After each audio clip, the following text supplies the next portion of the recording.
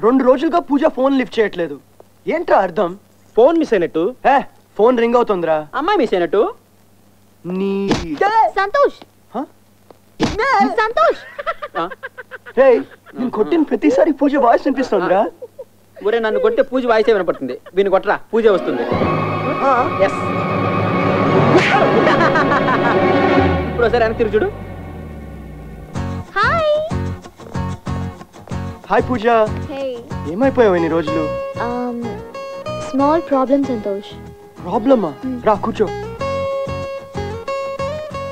ఏమైంది?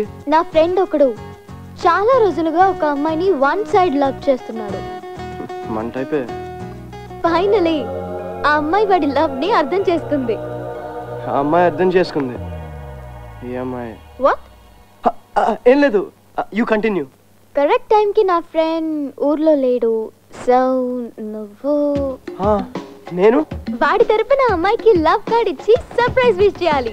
No no పూజ, నేను ఒక అమ్మాయి దగ్గరికి వెళ్ళి లవ్ కార్డ్ ఇవ్వడమా? ఎంత గిల్టీగా ఫీల్ అవుతాను చెప్పరా మళ్ళీ.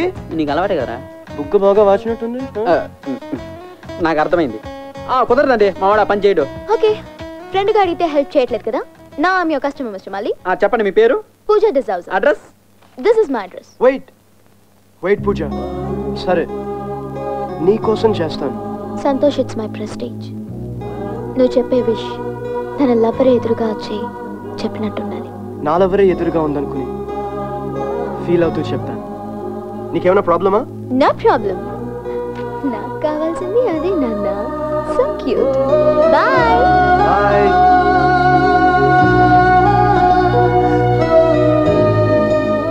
చూసారా మళ్ళీ, లవ్ అంటే పడిని తన్ని లవ్ కి హెల్ప్ చేసే రేంజ్ కి డెవలప్ చేశాను. ఎక్కడో కొడుతుందిరా. ఎక్కడా? అదే తెలియట్లేదు.